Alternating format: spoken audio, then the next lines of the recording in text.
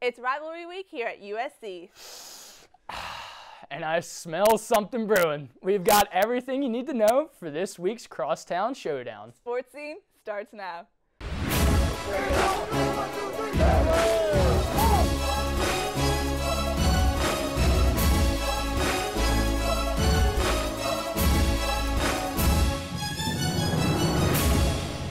So fortunate in this town. You got two great schools in the same town, and it's one of the epic rivalries in college football, and there's so much passion. That's what I've taken away from this game. Is every time I've walked off the field, I said, man, what an unbelievable effort by both teams with two sets of kids, because we all know each other. You know, we grew up in the same town.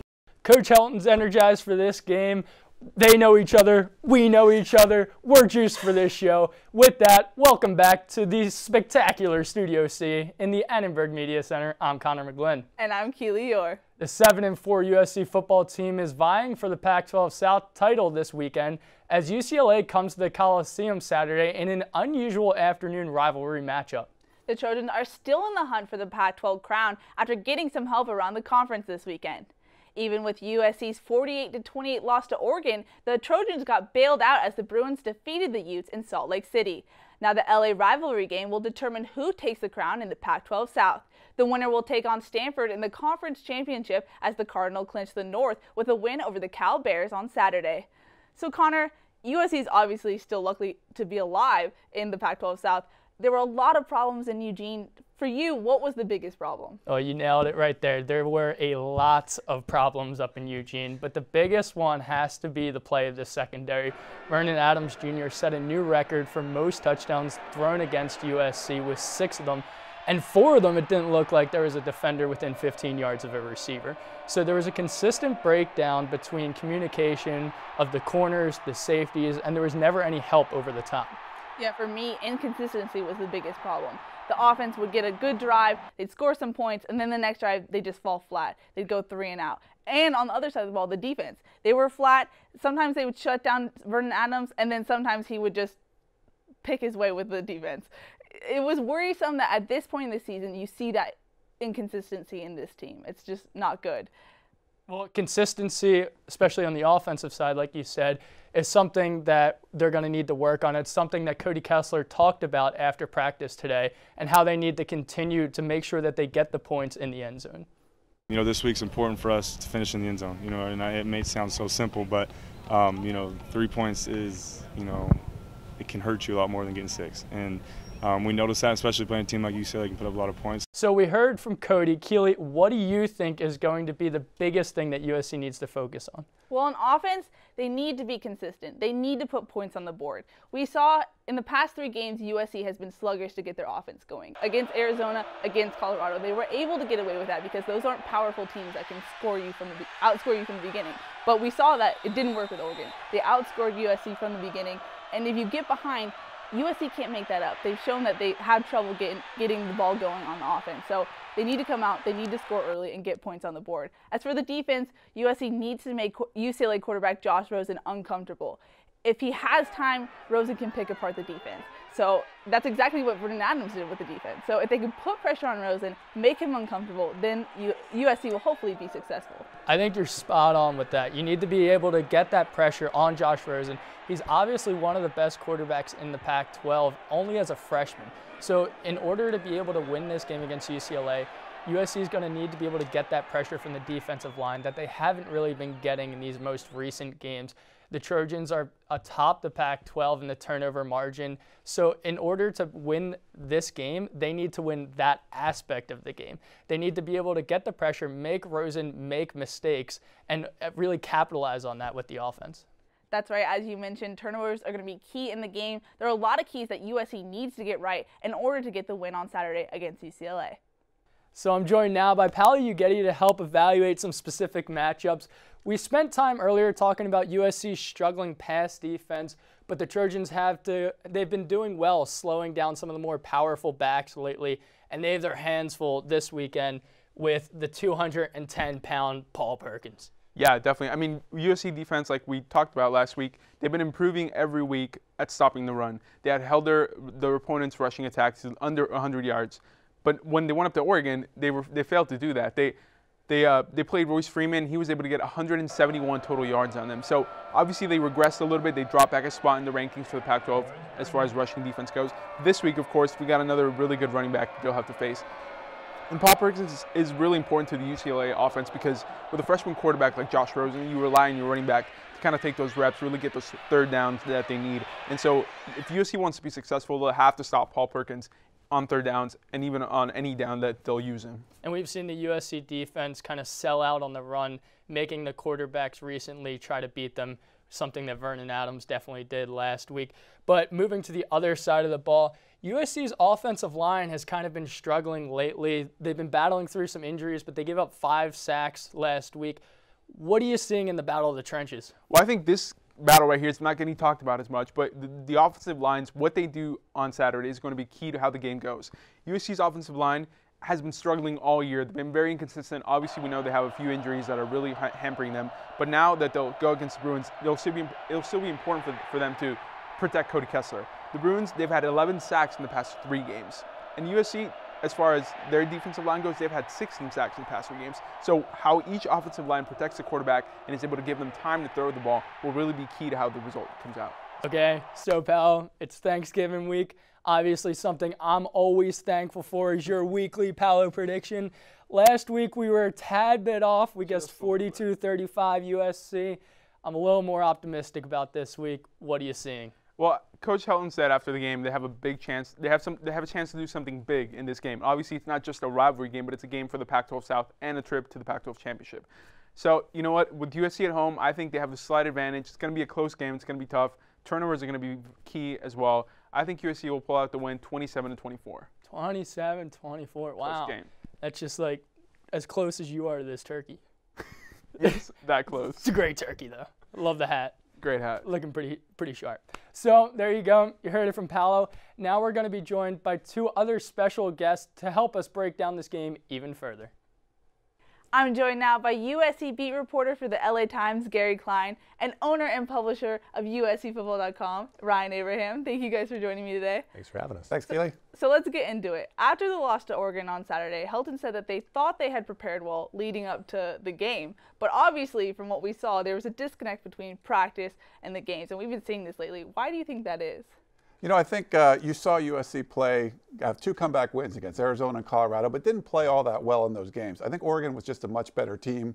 Practice looked about the same to me. It looked like the preparation was there. They just hit a buzzsaw in Oregon, or it's a very hot team. Both teams were very hot, winning 4 in a row, but Oregon was definitely playing better football. So I think they practiced the same way. They just wound up playing a better opponent. Mm-hmm. Yeah, and I think they also ran into the fact that they had 2 experienced linebackers out of the lineup. So you had Olajuwon Tucker, jumping in there as a sophomore who hadn't really played that much, did a pretty good job, but to jump in against Oregon and that system, that passing attack, I think was asking too much. So I wasn't surprised by the result. So after the loss, do you think Helton is still in the running for the head coach, or do you think that USC should start looking elsewhere? You know, it's interesting. We saw 2 years ago with Ed Orgeron, the players, there was a big groundswell of support for him. Same thing we saw with Clay Helton. There's the hashtags of support Clay Helton and all that kind of stuff. But getting beat that badly at Oregon, I think it makes it a lot tougher. A lot of the alumni that we saw were really supporting him have kind of backed off that a little bit. So I think he still has an opportunity to win the Pac-12 South and go to the Rose Bowl. So there's still something to be played for. But losing that badly at Oregon, I think it makes it a lot tougher. Mm-hmm. Yeah, I think it definitely changes the scope of the wave of support. I think he still has it from the players. I think the fans have backed off. But Ryan, I mean, think about it. If they beat UCLA badly, and they may not, but if they beat them soundly and then they get to the Pac-12 championship game and they knock off Stanford, if they get to the Rose Bowl, if USC winds up in the Rose Bowl, I think that groundswell is going to start again, and it's going to put a lot of pressure on the administration, regarding that coaching decision. Do you agree, do you think? No, I completely agree, because it's the spot the administration is in right now is that there's a lot of people that want a big outside name to be hired. And if Clay Helton does do that and make this epic run, which we haven't seen a lot of evidence of that the last few weeks with the comeback wins and stuff and getting killed by Oregon, but if he's able to do that, you beat UCLA, haven't done that in 3 years, you go to the Rose Bowl, that hasn't happened since 2009, there's going to be a lot of support for him. So the players love him, and if he goes to the Rose Bowl, able to go to the Rose Bowl, the fans, I think, will love him too. Okay, so let's say they don't go to the Rose Bowl. Obviously, the players are very vocal about their support for Helton. You mentioned Coach O. Do you risk upsetting the players again by going with another coach? It's a kind of a sticky situation. It's a little bit, but you can't let the inmates run the asylum. There's plenty of head coaches that are, Al Golden was very popular in Miami and they ran him out. So I think you're seeing that quite a bit around college football. Usually players do love their coach. And I think, Orgeron, everyone loved him, and it probably would have worked out pretty well if they kept him. Everyone loves Clay Helton, but just because the players love him doesn't mean you should keep him. Yeah, and I think the Oregon game really, again, changes the dynamic. A lot of groundswell for Clay Helton, the hashtags, as you mentioned. The players love him, but the administration is not going to be swayed by that. They're going to do what they think is, in the best interest of the university. Again, I think what he has to do, and he's not going to acknowledge it, he's just going to say, I'm taking care of my players and going forward, but they need to beat UCLA impressively, and they need to win the Pac-12 championship game. And I think if they do that, he's back in play at USC. Certainly, the other factor here is whether Clay Helton ends up the coach at USC or not, I think he's positioned himself for a job as a head coach somewhere. Yeah, so you mentioned UCLA. It's going to be senior day. It's a rivalry game. It actually means something. It's for the Pac-12 South. What does USC need to do to get the win? I think you saw over the last few years, this has been a bigger game for UCLA. USC usually has kind of sights set higher. There's a hierarchy in the Pac-12, and USC is still above that. I mean, UCLA hasn't won the Rose Bowl since 1986, so there's something to be said for that. But UCLA puts a lot of, emphasis, I guess you could say, on this game. More so, I think, than USC recently. So even though the Pac-12 title is on the line, I think USC is more thinking about that as opposed to beating UCLA. I think we saw Jim Moore. They just bring it in this game, and USC is going to have to match that competitiveness to win this game. Yeah, I think that's the big question we were talking about it the other day. The thing that stands out for me these last few years is just the way UCLA has come out for this game. So much different than they had in the past. So physical. Just hit them in the mouth, knock them off the line, and USC has not been able to recover. Again, it's a little different dynamic this year because there is a championship at stake for the division, so maybe that's one of the things that motivates USC to finally win this game.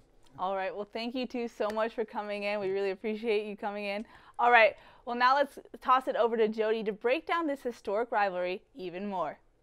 Thanks, Keely. Well, USC and UCLA have been going at it for the past 86 years on the gridiron. The two have been battling it out over the Crosstown Cup for the last 14. The Crosstown Cup, formerly known as the Gauntlet, is awarded to the school that picks up the most head-to-head wins in all of their varsity sports, with each sport being worth 10 points. The Trojans have won 9 of the past 14. Currently, UCLA has an early 20-15 lead over the Trojans. UCLA earned their 20 points from wins in men's water polo and women's cross country. USC picked up their 15 points from wins in women's volleyball and women's soccer. USC notched a decisive 2-0 win over UCLA out on the pitch. Junior midfielder Morgan Andrews knocked in 2 second-half goals to seal the victory, their first ever against the Bruins at Westwood in 16 matches. USC will have a chance to take the lead from the Bruins with wins on the court with women's volleyball and out on the gridiron with football later this week. While that's all I have with the Cup, let's head out to Beverly Fam to take an in-depth look at the history of the rivalry. You can't have rivalry week without a rival. So when you're arguing with your friends from that other school across town about whether USC or UCLA is better, here are some things you should mention. First, some cold hard facts. USC has gone to the Rose Bowl 33 times and won 24 of those times, their last appearance being in 2009. UCLA has only gone to the Rose Bowl 12 times, winning 5 of those times, their last appearance being in 1999. That's not even in this century. Let's take a break from the numbers and take a look at pregame festivities. At USC, the Trojan Knights protect Tommy Trojan and Traveler 24/7 throughout the week. UCLA's version of this is the Bruin Bear Security Force. With a name like that, well, you can decide for yourself. Fight on! The week leading up to the big game is called Troy Week or Conquest at USC. At UCLA, it's simply called Beat SC Week. Not much creativity there. This year's Conquest featured a rally complete with student performances, fireworks, and a Bruin bonfire, followed by performances from I Love McConan and Miguel.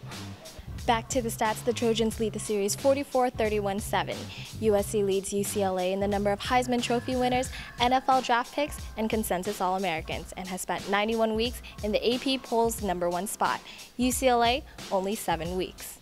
On a national level, USC's 11 football championships make UCLA's one championship look a bit lonely. On an international level, more Trojans have competed in the Olympics than from any other university in the world. Talk about that worldwide Trojan pride. It's going to be an exciting game this weekend. For SportSCene, I'm Beverly Pham. Over to Alexa with social media. Thanks, Beverly. Conquest was a success last night. Proud Trojans filled up McCarthy Quad to show their support for the team and catch an A-list concert. The SC student body was fired up to beat the Bruins and took to social media to share their excitement and show their Trojan pride. Let's check it out. Caitlin tweeted, "What I would actually give to be an SC student, especially during this almighty week, is unreal. Rivalry week is one of the best weeks of the year. Everyone on campus is decked out in cardinal and gold to cheer the Trojans to victory." Andrea tweeted, "Tonight was lit, literally. The burning of the Bruin was a highlight last night and got the entire student body pumped up for the game." Kaylin tweeted, "Miguel is a true performer and did his thing at Conquest. Ready, set, beat the Bruins. A huge thank you to Miguel for helping the Trojans rally for the game on Saturday." That's all I have from social media. Now let's toss it over to Kristen, who has the latest on what's going on in SC sports. Thanks, Alexa. With all the excitement surrounding USC football this rivalry week, it's easy to forget about the other 20 sports on campus. But don't worry, I've got you covered because it's time to light the torch. Kicking it off on the court, the USC men's basketball team is flying high after they cruised past Cal State Northridge for a 96-61 victory to complete their 4-0 start. The Trojans had a season-high 13 three-pointers in their win last night and also showcased their impressive defensive skills, dealing the Matadors their worst loss in over 9 months. Overall, the men's basketball team has scored 370 points in the last 4 games, marking the best season start the Trojans have seen since 2001. Junior guard Julian Jacobs talked about the team's progress and energy this season compared to the last. Sort of, not nerve-wracking, but a nuisance coming to practice sometimes just because we were so bad. But we get along great, and it's a fun environment. I mean, anybody who's come to watch us practice, they always comment on how competitive practice is, how vocal we are. The Trojans will look to keep the ball rolling this week as they head to the Sunshine State of Florida for the Advocare Invitational, kicking off the weekend against number 20, Wichita State. And on to the pitch, the USC women's soccer team saw its strong season come to a close this Sunday after a 2-0 loss to the number 1 ranked University of Virginia in the 3rd round of the NCAA tournament. But this season was one to remember for the women of Troy. The team finished 15-6-2 on the year, ranking 2nd in the Pac-12 with a record of 9-2. This season also marks just the 3rd USC team to advance to the NCAA Sweet 16 tournament. And on the bright side for head coach Keidani McAlpine, the women of Troy will be returning all but 2 starters in 2016. Another USC team making history is the men's water polo team, who look for an 11th straight trip to the NCAA tournament title match. The Trojans secured their at-large berth for the tournament after taking out number 2 seeded Pacific 8-4 to take 3rd in the MPSF tournament. To kick off the 2015 tournament, the Trojans will compete in a play-in game against Claremont Mud Scripps on December 3rd at the Utanksu Aquatic Center. A win there would put USC in the semifinals match against number 2 seeded California. And finally, Rivalry Week isn't just for the football team this year. The number 1 ranked USC women's volleyball team will complete their regular season at home against the Bruins. The women of Troy are coming into the crosstown matchup off of a 5-set win against the Arizona State Sun Devils. A big reason for that USC victory was the spectacular play of freshman center Bailey Johnson. She recorded her 15th double-double with 35 assists and 12 digs. She was awarded for her efforts. She was named the Pac-12 Freshman of the Week on Monday. The women of Troy will compete for valuable Crosstown Cup points as they take on the Bruins tomorrow night at 8 p.m. And just like that, the torch has been lit. But with all this rivalry talk and talk of Trojan sporting events, it seems we've missed out on the most important part of the week, Thanksgiving. Let's toss it over to Keely and Connor for a little bit of holiday fun. You know what, Connor? It is a special week. Thanksgiving is on Thursday. And you know what comes with Thanksgiving? That's right. Food. Food. Here at SportScene, we did a power ranking of the best Thanksgiving foods. So if you look at Paolo and I's list. Obviously, we're correct with that honey baked ham. HB! Number 1. Gotta get that ham. Jody and Connor with the sweet mash. Always a classic. You gotta toast, a little toasted marshmallow bit on top. Oh, of course. A little like flambe type stuff. Yeah. And then Abby, always with the classic pumpkin pie. That's a great choice. My pineapple stuffing got no love with this graphic. No love. Yeah, because it's gross. And then Jackson, speaking of gross, key lime pie, number 1, Thanksgiving. That is not a Thanksgiving food, Jackson. I'm sorry about that. Yeah, like are you in the middle of summer? That's not autumnal at all. Exactly. But we collated all these for our top 5 Thanksgiving foods. Obviously, number 1, pumpkin pie. But, wow. Slurping it up. Top with that, number 1, sweet mash also, pumpkin pie. I'm telling you, with the mashed potatoes. We got a special delivery of pumpkin pie. Look at that. Thanks, Jackson. Only thing that made everybody's list is the pumpkin pie. It's a classic. Get some whipped cream on top. It's a Thanksgiving classic. Well, that is it for our show. That is it. And we hope that you have a great Thanksgiving. We're very thankful to have all of you as viewers. We are. Tune in next week as we close out this semester of SportSCene for our last episode. Have a great Thanksgiving and a great week.